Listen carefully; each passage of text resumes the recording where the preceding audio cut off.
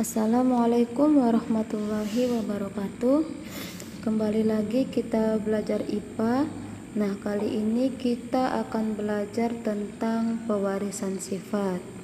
Sebelum kita memulai pelajaran kita, marilah kita membaca basmalah. Bismillahirrahmanirrahim. Nah, apabila kita mengamati alam sekitar, ada banyak sekali persamaan maupun perbedaan pada makhluk hidup. Persamaan dan perbedaan ini biasanya terjadi antara induk dengan keturunannya atau antara orang tua dan anak-anaknya. Misalnya saja dalam satu keluarga dapat ditemui adanya persamaan atau perbedaan sifat yang tampak dan sifat yang tak tampak antara anak dengan kedua orang tuanya. Sifat yang tampak ini contohnya raut muka, bentuk tubuh, bentuk wajah, warna mata, warna kulit, dan jenis rambut. Sedangkan sifat yang tak tampak itu contohnya bakat, kecerdasan, suara, dan golongan darah. Nah, pewarisan sifat ini merupakan penurunan sifat dari induk atau dari orang tua kepada keturunannya atau kepada anaknya. Nah, ilmu yang mempelajari tentang pewarisan sifat ini disebut dengan genetika. Sifat-sifat suatu makhluk hidup diwariskan melalui sel kelamin jantan dan sel kelamin betina. Nah, bagian sel yang bertanggung jawab terhadap penurunan sifat ini terdapat di bagian inti sel atau nukleus. Di dalam inti sel ini terdapat kromosom. Kromosom inilah merupakan benang-benang halus yang berfungsi sebagai faktor pembawa sifat keturunan. Nah, di dalam kromosom terdapat substansi pembawa sifat keturunan yang terdiri dari senyawa kimia yang disebut gen. Gen ini berfungsi sebagai penentu sifat-sifat suatu makhluk hidup. Nah, kromosom dan gen inilah yang mengendalikan pewarisan sifat pada makhluk hidup. Pada bab ini kita akan belajar tentang gen dan kromosom, DNA dan RNA, serta istilah dalam genetika. Gen dan kromosom. Gen adalah unit penurunan sifat bagi organisme hidup. Pada umumnya, suatu gen dinyatakan dengan simbol huruf. Gen yang sama jenis seperti MM atau M kecil disebut homozigot, sedangkan gen yang berbeda jenisnya seperti M besar, M kecil disebut heterozigot. Jika gen dominan bersama-sama dengan gen resesif, sifat yang akan tampak adalah sifat yang dibawa oleh gen dominan, dan sifat yang dibawa oleh gen resesif itu tidak muncul. Nah, komposisi dan susunan gen-gen di dalam tubuh makhluk hidup itu disebut genotip. Genotip setiap makhluk hidup berbeda-beda yang dapat menentukan sifat-sifat suatu makhluk hidup tersebut. Nah, pada dasarnya genotip adalah sifat pada makhluk hidup yang tidak terlihat. Lawan dari genotip adalah fenotip. Fenotip itu yaitu sifat pada makhluk hidup yang dapat terlihat. Sifat fenotip ini merupakan perpaduan antara sifat genotip dan lingkungannya. Nah, jika gen dominan bersama-sama dengan gen resesif, sifat yang akan tampak adalah sifat yang dibawa oleh gen dominan, dan sifat yang dibawa oleh gen resesif tidak akan muncul.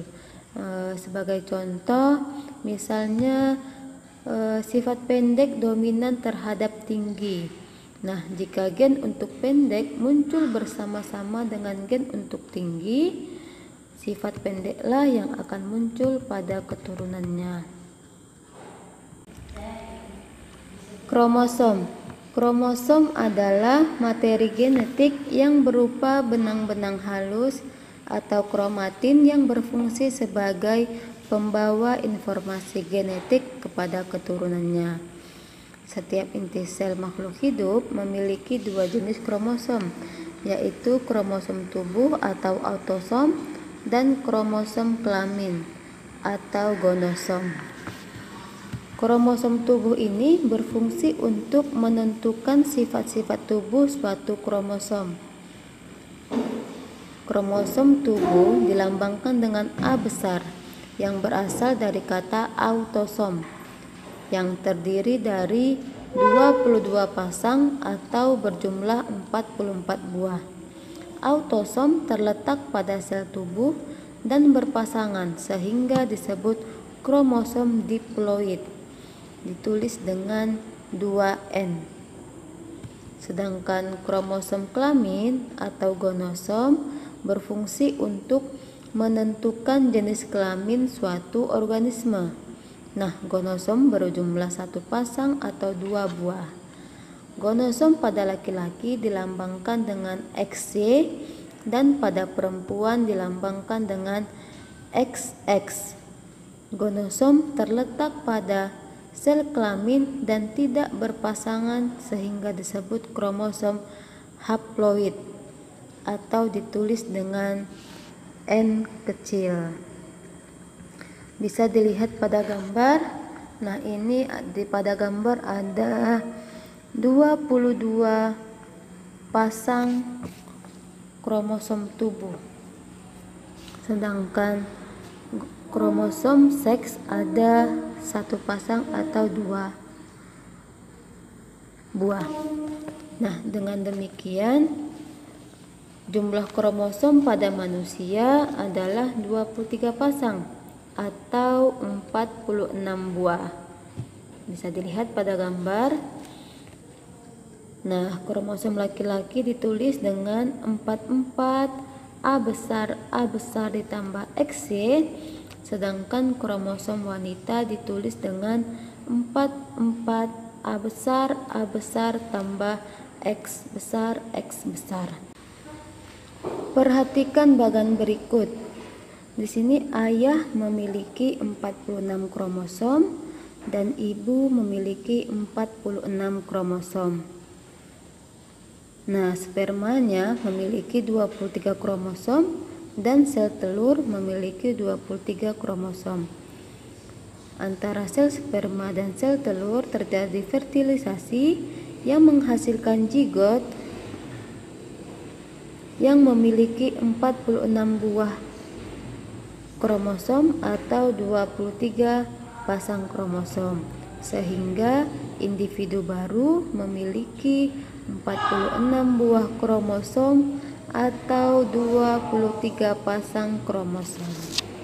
Jelas ya? Selanjutnya DNA dan RNA. Nah, DNA mengandung informasi genetik yang akan diturunkan kepada keturunannya. Umumnya DNA ini terdapat di dalam kromosom, sedangkan RNA terdapat di dalam sitoplasma.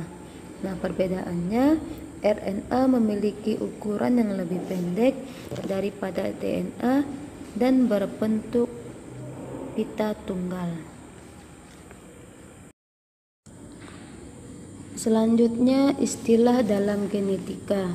Yang pertama, sel haploid dan diploid. Sel diploid ini merupakan sel yang memiliki kromosom dalam keadaan berpasangan, atau sel yang memiliki 2 set atau 2 perangkat kromosom. Di berarti 2, ploid berarti set atau perangkat. Nah, haploid ini terjadi karena pada saat pembentukan sel kelamin, sel induk yang bersifat diploid membelah secara meiosis, sehingga kelamin anaknya hanya mewarisi setengah dari kromosom induknya. Maka dalam sel kelamin manusia terdapat 23 kromosom yang tidak berpasangan atau hanya memiliki seperangkat atau 1 set kromosom saja. Selanjutnya yaitu genotip. Genotip adalah susunan gen yang menentukan sifat dasar suatu makhluk hidup dan bersifat tetap. Dalam genetika, genotip ditulis dengan menggunakan simbol huruf. Setiap karakter sifat yang dimiliki oleh suatu individu dikendalikan oleh sepasang gen, sehingga dalam genetika simbol genotip ditulis dengan huruf. Fenotip. Fenotip adalah sifat yang tampak pada suatu individu dan dapat diamati dengan panca indera. Misalnya, rambut keriting, tubuh besar, buah rasanya manis, warna bunga merah. Nah, fenotip ini merupakan perpaduan dari genotip dan faktor lingkungan. Yang selanjutnya, dominan. Dikatakan dominan apabila gen tersebut bersama dengan gen lain akan menutup peran atau sifat gen pasangannya tersebut. Dalam persilangan gen, dominan ditulis dengan huruf besar. Sedangkan resesif apabila berpasangan dengan gen lain yang dominan, ia akan tertutup sifatnya atau tidak muncul. Tetapi jika ia bersama gen resesif lainnya, sifatnya akan muncul. Nah, dalam genetika, resesif ini ditulis dengan huruf kecil. Selanjutnya, intermediate. Intermediate adalah sifat individu yang merupakan gabungan dari sifat kedua induknya. Misalnya, bunga warna merah disilangkan dengan bunga warna putih, menghasilkan keturunan berwarna merah muda. Selanjutnya, hibrid. Hibrid adalah hasil perkawinan antara dua individu yang memiliki sifat beda. Bila individu tersebut memiliki suatu sifat beda disebut monohibrid. Dua sifat beda disebut dihibrid. Tiga sifat beda disebut trihibrid, dan selanjutnya.